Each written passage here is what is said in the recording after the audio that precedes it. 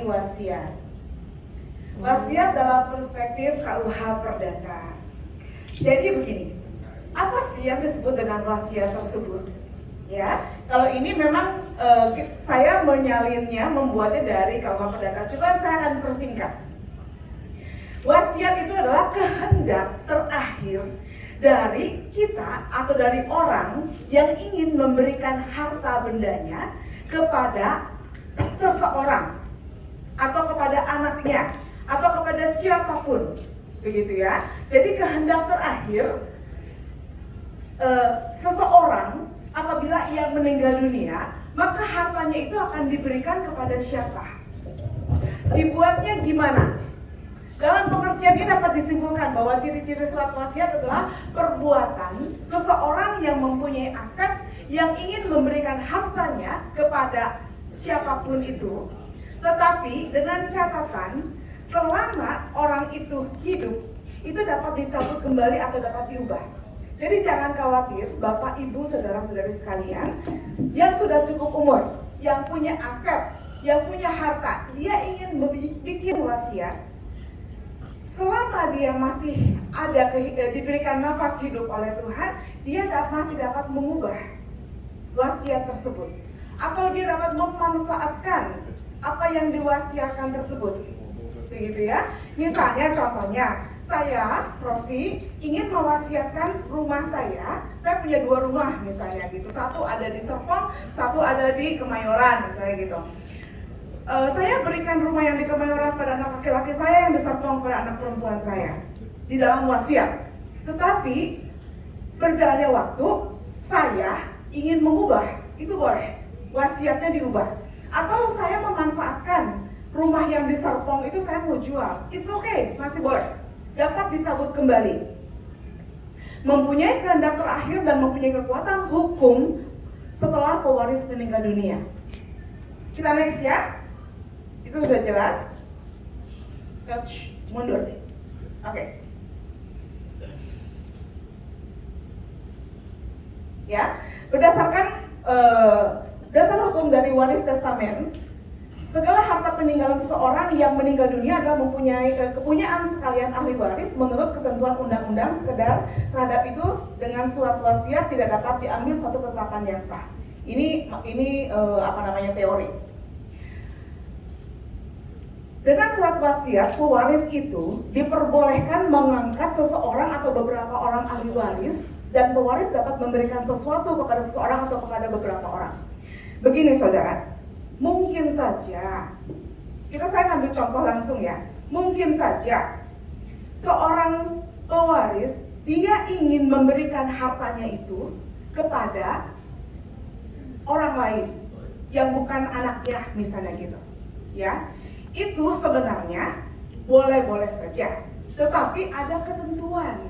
Nanti saya akan sambung berikut ya. Ada ketentuan, jangan sampai seseorang yang mempunyai hak waris itu kehilangan hak warisnya.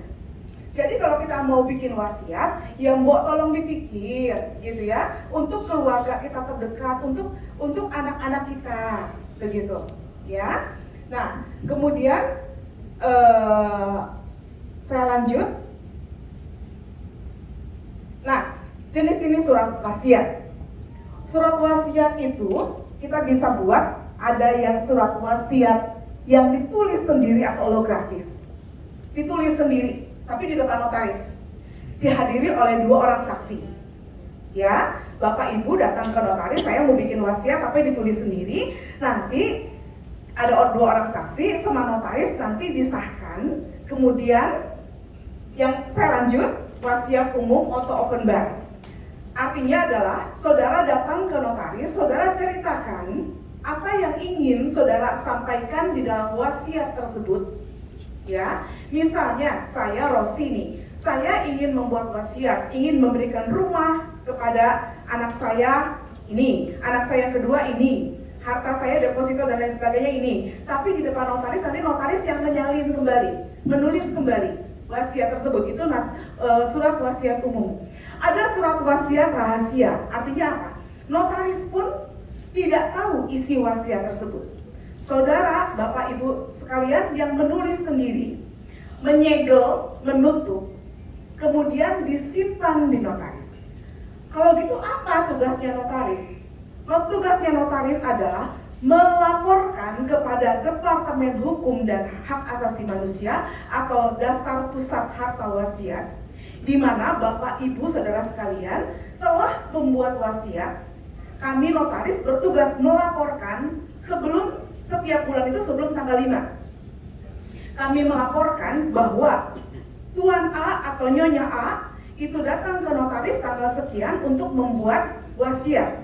Tetapi jangan khawatir, isi wasiatnya tidak akan dibuka. Karena wasiat itu sifatnya adalah rahasia.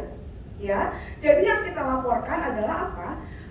Bahwa yang bersangkutan atau pewaris itu membuat surat wasiat nomor sekian, tanggal sekian, jam sekian. Begitu. Itu yang kita laporkan ke Departemen Hukum dan Hak Asasi Manusia. Ini sudah jelas ya? Oke. Kemudian ini untuk surat wasiat yang dibuat di luar negeri. Jadi misalnya Bapak Ibu saudara sekalian lagi ada di luar negeri, begitu ya.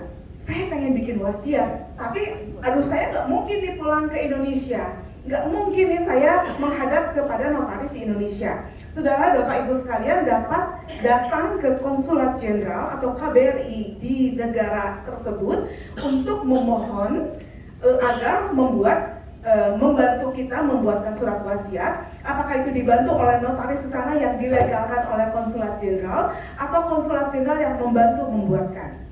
Begitu ya. Ini kalau memang surat wasiat yang berada di luar negeri. Kemudian saudara, nah ini di sini diperbolehkan kita menolak harta warisan. Tapi tentu saja kalau menolak surat warisan, Bapak Ibu itu harus datang ke pengadilan untuk membuat surat penolakan mewaris. Ya, contohnya begini. Yang banyak terjadi adalah begini. Si anak ini menjadi warga negara asing. Ya, tinggal di luar negeri dan sudah menjadi warga negara asing. Peraturan di Indonesia, warga negara asing tidak boleh mempunyai hak milik di Indonesia. Sedangkan papi mami kita itu mempunyai warisannya adalah karena hak milik. Memang aturan di Indonesia, warisan itu adalah peristiwa hukum, bukan perbuatan hukum. Peristiwa hukum itu, kalau kita dapat warisan dari orang tua kan peristiwa hukum. Ujuk-ujuk lah, ujuk-ujuk itu bahasa Sunda, apa ya? Tiba-tiba kita dapat hadiah, dapat durian runtuh gitu ya. Tetapi saudara, kalau warga negara asing, kita hanya diberikan waktu 1 tahun untuk kita dapat menerima dan kemudian mengalihkannya kembali. Mengalihkan kepada orang Indonesia. Atau kita menggunakan, atau kita menjual, atau kita menghibahkan, itu diperbolehkan dalam waktu 1 tahun. Tapi kalau lewat dari 1 tahun, mohon maaf, hak milik untuk warga negara asing itu menjadi jatuh ke negara. Itu repot lagi ngurusnya. Begitu. Jadi, kita warga negara Indonesia, warga negara asing atau yang sudah menjadi warga negara asing, baiknya adalah kita supaya hartanya tidak jatuh ke negara, yaitu kita bikin penolakan warisan, yaitu ke pengadilan, minta penetapan pengadilan. Ini hal-hal tersebut saudara bisa baca. Oke, nah ini yang saya mau tekankan. Jadi ada begini. Boleh jalan-jalan nggak saya mengganggu? Boleh ya? Oke, begini. Saya sebut legitimum porsi. Legitimum porsi. Jadi gini, misalnya dalam satu keluarga kita punya anak, misalnya 3 orang, ya. Anak pertama, anak kedua haul. Itu anak pertama, anak kedua baik. Tapi anak ketiga, aduh, udah ngabisin harta orang tua, udah sekolahnya nggak benar, misalnya gitu ya. Pernah melakukan satu perkara yang menyakiti hati orang tua. Saya mah bikin warisannya, saya mah, mau bikin wasiatnya, saya mah hanya mau memberikan kepada anak pertama dan anak kedua. Anak ketiga tidak akan saya berikan. Boleh nggak sih? Boleh, sebenarnya itu kan wasiat saya bilang adalah kehendak terakhir. Tetapi tolong diingat, undang-undang kita, undang-undang perdata melindungi hak anak. Ya, hak anak. Anak itu mempunyai hak legitimasi namanya. Hak legitimasi, hak mutlak yang dimiliki oleh si anak. Hak mutlak yang dimiliki oleh si anak. Kalau misalnya nanti pada saat pembuatan surat keterangan waris, kan aturannya begini, semua notaris pada saat membuat SKHW atau surat keterangan hak waris, notaris berkewajiban menanyakan ke Departemen Hukum dan Hak Asasi Manusia, apakah almarhum atau almarhumah meninggalkan wasiat atau tidak. Ya, yang tadi saya sebutkan di depan bahwa setiap wasiat itu harus dilaporkan ke Kemenhumkam. Jadi siapapun notarisnya itu akan ketahuan. Ya, akan ketahuan kapan kita membuat wasiat karena sudah dilaporkan ke Departemen Hukum dan Hak Asasi Manusia. Nah, pada saat membuat SKHW, ketahuanlah, oh, si Rosi ini pernah membuat wasiat di notaris A. Ya, pernah membuat wasiat. Kemudian datanglah si ahli waris ke notaris A. Nanti notaris A membacakan, oh ternyata si Rosi ini tidak adil, gitu. Memberikan hartanya hanya kepada si anak nomor 1 dan nomor 2. Anak nomor 3 nggak dikasih. Nanti ditanyakan ke ahli warisnya, apakah kalian setuju atau tidak dengan wasiat dari mami dan papi? Nanti si anak, kalau memang anaknya setuju, ya silakan tinggal tanda tangan. Tapi kalau anaknya nggak setuju, dia punya hak menuntut legitime porsi, menuntut bagiannya. Tapi tentu saja bagiannya akan lebih kecil dari apa yang seharusnya dimiliki. Contohnya, anaknya 4. Contohnya misalnya, harusnya kan misalnya seperempat, ya. Tapi si anak yang keempat itu nggak dapat, misalnya, atau anak yang, nah nanti ada bagiannya, dia hanya mendapatkan kalau saya 2/3 dari seperempat atau bagian yang harus dia miliki. Jadi dia akan mendapatkan lebih kecil dari apa yang saudara-saudara lainnya dapatkan, begitu. Tetapi dia punya hak untuk menuntut legitime porsi. Tapi kalau anak yang mau menerima ya no problem, begitu.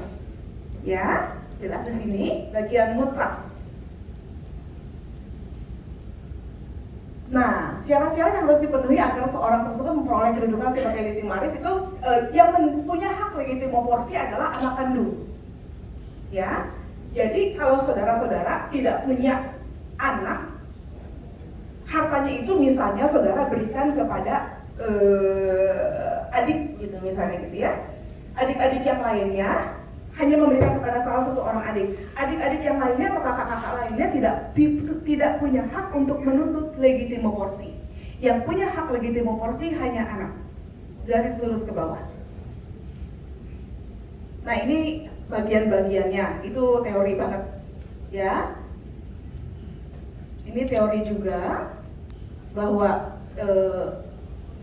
tidak boleh, pokoknya kalau misalnya kita mau ngasih wasiat, tolong ya seadil mungkin, begitu, seadil mungkin. Kalau anaknya hal oke, tapi kalau misalnya anaknya nanti menuntut, dia memang punya bagian, legitime porsi namanya. Ya, oke, ini penyampaian daftar akta dan daftar nihil berkenaan dengan wasiat ke Pusat Daftar Wasiat Direktorat Perdata Jenahu. Ini teknisnya yang tadi saya sampaikan adalah setiap notaris membuat wasiat itu wajib mendaftarkan ke Departemen Hukum dan Hak Asasi Manusia wasiat tersebut. Jadi saudara misalnya gini, mau membuat di Jakarta gitu ya, di notaris Jakarta, tapi aset saya ada di Bandung atau ada di Bali, it's okay, boleh gitu ya. Kemudian nanti ahli waris kita ada di Bali, misalnya ahli waris kita ada di Bali atau ada di Bandung. Nanti ahli warisnya datang ke notaris di Bandung, dia nanya, papi mami saya kan meninggal, saya mau bikin SKHW dan lain sebagainya. Kemudian notaris Bandung itu dia akan ke Departemen Hukum dan Hak Asasi Manusia sekarang melalui email untuk menanyakan apakah almarhum atau almarhumah meninggalkan wasiat atau tidak. Jadi di notaris manapun, di mana Kalau sekarang ini ada aturan di mana orang tersebut almarhum terakhir berdomisili, ya Bu ya. Nah, di notaris manapun dia pasti akan ketahuan, karena sumbernya di Departemen Hukum dan Hak Asasi Manusia. Akan ketahuan apakah almarhum meninggalkan wasiat atau tidak. Nanti dia Departemen Hukum dan Hak Asasi Manusia dia akan memberikan selembar surat yang menyatakan almarhum ada wasiat di siapa atau tidak ada wasiat. Kalau tidak ada wasiat maka akan dibagi sesuai dengan KUH Perdata. Tetapi kalau ada wasiat kita akan dahulukan wasiatnya. Ini dasar hukumnya. Ya, ini teknis ya. Nah, ini untuk yang ada di luar negeri. Di luar negeri juga sama, bahwa nanti konjen juga harus melaporkan atau bagaimanapun caranya sampai dengan ke daftar pusat harta wasiat tersebut dapat didaftarkan. Oke, saya mau ini materinya sudah segini saja.